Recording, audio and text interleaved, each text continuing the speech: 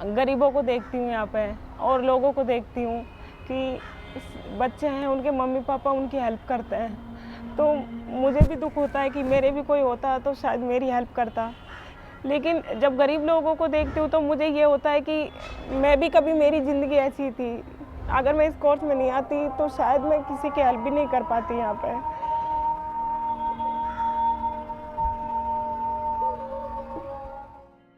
Neetu, when she came here, even when I looked at her first time when I had to interview, I thought she's a boy, because the way she was dressed up, the way she was talking, she was always addressing herself as a boy.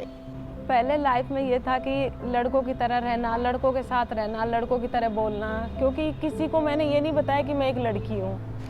Nithu, when we met her, she was very happy to be the person in the back of the room, not saying anything, not looking at you in the eyes, not really interacting with her peers. You could tell that she was shy, but very smart. She doesn't have any family now. In a way, they refused to look after her. So we had to be with her, tell her not to worry. It's your family now. Shroff is a family. So we are very happy. It's not that she is happy. We are happy that we got a chance to help such kind of a person who had such a difficult situation. So I feel touched. I feel blessed to have such kind of students with me. Ma'am ने मुझे समझाया था कि बेटा तुम्हें ऐसा बनना है कि तुम कुछ कर लो अपनी लाइफ में, किसी पे डिपेंड नहीं हो। तो उन्होंने यही चीज़ बोली थी कि स्थिति में, ज़िंदगी में दुख सबके आते हैं, लेकिन उनसे डरना नहीं है, पीछे नहीं हटना है, तुझे आगे की ओर बढ़ना है, पिछले दुख को भूल जाओ, तुम्हें जो कर हुआ वो। COP stands for Certified Ophthalmic Paramedics. It's a 2-year training program. We pick up the girls between 17 to 23 years of age. Many of them came from very, very poor, remote villages, mostly in UP, Uttar Pradesh, which is the most populous and the poorest state in India. The COP program took shape in the sense that we decided that let's take up people from the ground, from the areas where we mean to do the interventions, give them a very good training. And once they have been trained adequately, we put them back into those same communities to act on multiple parameters. We teach them computer skills, communication skills, English speaking, and life skill education. Not only were they going to learn how to do eye exams and how to treat these type of infections and up-channel more serious cases, they're also going to learn life skills, sex education, and empowerment for these young women. Now these life skill educations then further help them to navigate the life pressures more positively.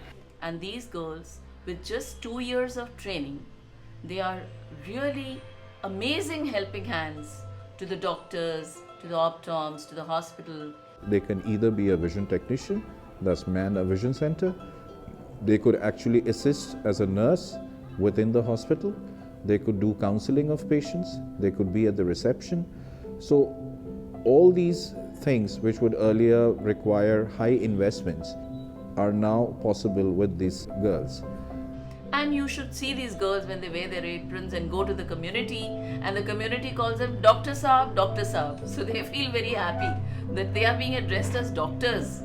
There is a win-win on both sides. So if you really look at it from the focus of the girls, they suddenly have an employment, credible employment, very close to their homes. And it's a profession that is very well respected.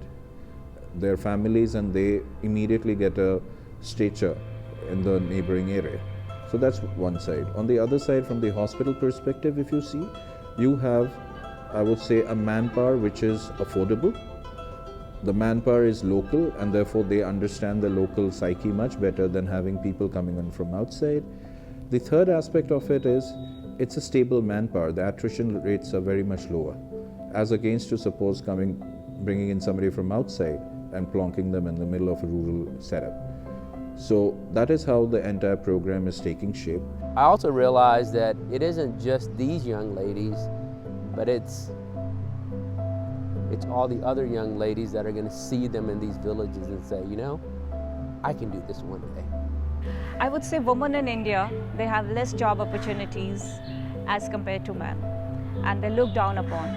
A boy can do any job, anywhere. But when it comes to girls, it's difficult situation in India. Some would join correspondence college courses, some would be just helping at home, some would be doing a little stitching here and there, trying to earn a little few bucks for the family. But they were like just sitting and waiting for the marriage to happen. They can't stand on road and sell something. When it comes to decision making, women in India especially don't have any say in their family. क्योंकि इस माहौल को देख के, लोगों की हरकतें देख के मुझे नहीं लगता कि एक लड़की वाली ज़िंदगी ज़्यादा बेटर होगी, क्योंकि अगर कोई भी होता है तो पीछे बात को छुपा लेते हैं. Now these girls are from the community, so not only they get a livelihood, the people from the community, when they go back to the community and explain, okay, these are the things, you need to put antibiotic drops, you need to get your cataract surgery done, the community is more acceptable towards these solutions. There was another girl who stood up, and she is a firecracker, and she was like, hello, it's nice to meet you, I'm so excited to be here.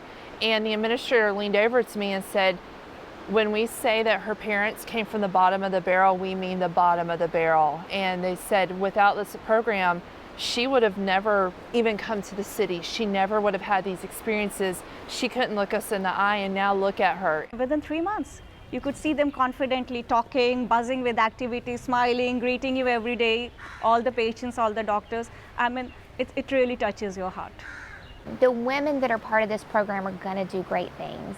They're going into their villages, they're becoming leaders, and ultimately this is how we change the world. This is how we get equal rights for women, is one step at a time, one village at a time. And so if you believe that, if you consider yourself a feminist, then you should consider donating to this organization.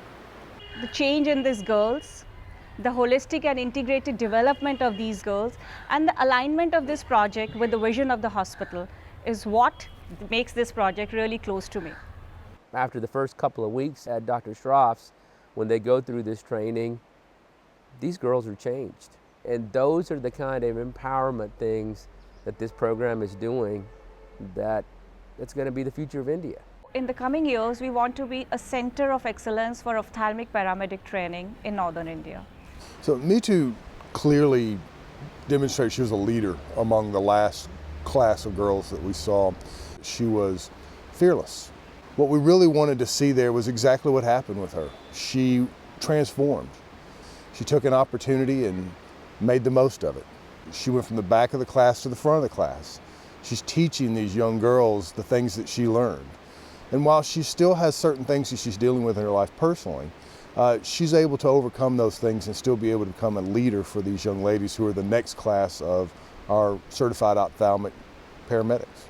One thing that many of us realized is that if we train these young ladies, even if they only do it for 2 or 3 years, okay, and we've got to train someone else to replace them, they are going to pass that knowledge on to their children, to their grandchildren. That knowledge will affect generations. एकदम इतना mature हो गई हूँ कि अब तो मैं हर चीज़ का सामना करने को तैयार हूँ, चाहे कितनी भी मुश्किल सामने आ जाए.